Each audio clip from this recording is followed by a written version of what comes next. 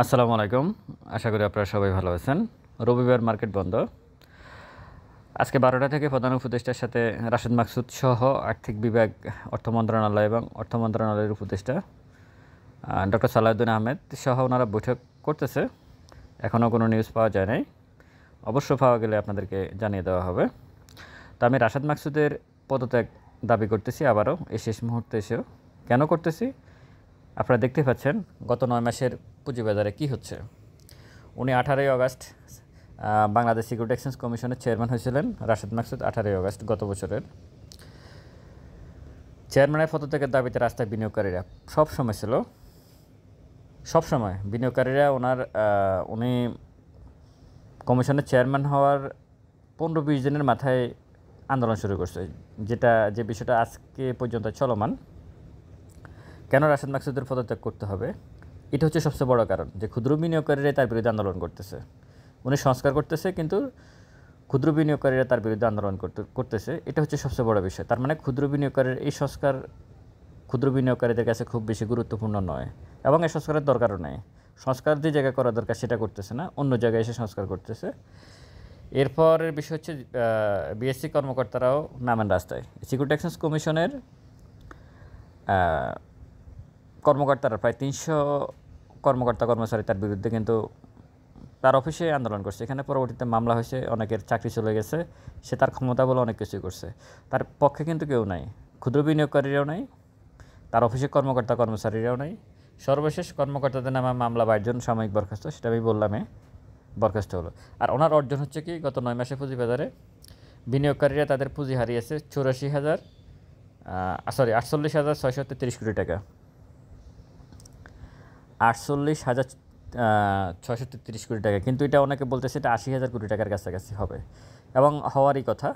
এটা একটা পত্রিকা থেকে আমি নিয়েছি, কিন্তু ওনারা কীভাবে 48,000 কোটি টাকা নিয়ে আসছে আমি জানি না, কিন্তু এটা অনেক বড় অ্যামাউন্ট, আরও বেশি হওয়ার কথা। 48,000, আমি যদি 48,000 কোটি টাকাও ধরি গত 9 মাসে, চিন্তা করে দেখেন, মানে আপনার পোর্টফোলিও থেকে দেখা গেছে 10 লাখ টাকা বিনিয়োগ করছেন, হয়তো 3 লাখ টাকা নাই। কারো পোর্টফোলিও 1 কোটি টাকা বিনিয়োগ করছে, তার 20 লাখ 30 লাখ টাকা নাই। এইভাবে গত 9 মাসে 48,000 কোটি টাকা মার্কেট থেকে উধাও হয়ে গেছে। এরপরে যে বিষয়টা সেটা হচ্ছে সূচক কমেছে 876 পয়েন্ট। এটা হয়তো দেখানো হচ্ছে সূচক কমেছে, কিন্তু সূচক কিন্তু আরও বেশি কমেছে। আর এটার অন্যতম কারণ হচ্ছে কি, মানে সূচক কিছুটা উঠে তারপর আবার নিচে নেমে আসে। তো টোটাল উপরেরটা হিসাব করে নিচেরটা হিসাব করে মাঝখানে যে অনেক খেলা হয়ে গেছে, এটা হয়তো নিয়ে আসা হয় না এখানে। তো যাই হোক, আমি যদি এটাও ধরি, শুধু পত্রিকার রিপোর্টটাই ধরি, 876 পয়েন্ট সূচক কমেছে। লেনদেন নেমে এসে 300 কোটির করে, কয়েকবারে 300 কোটির নিচে চলে আসছে। 300 কোটির গড়ে নাই, 300 কোটির নিচে চলে আসছে।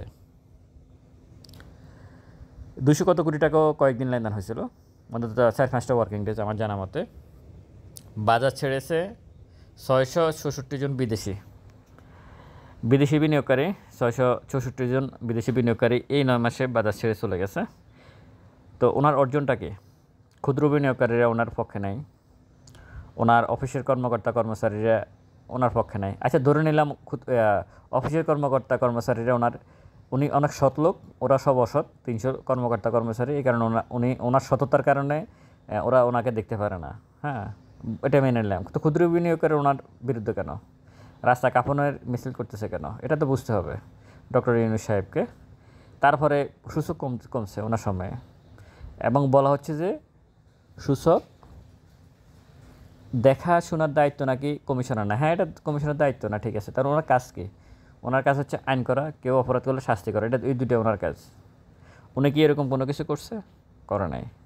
এই যে ওনার কমিশনার মোহাম্মদ মহসিন চৌধুরী সরাসরি শেয়ার কারসাজির সাথে জড়িত, ব্যাক্সমিকো শেয়ার আছে, তার কাছে গেমলিং আইটেমগুলো আছে, তার বিরুদ্ধে কী পদক্ষেপ নেবে এখন? কোনো পদক্ষেপ নেবে না।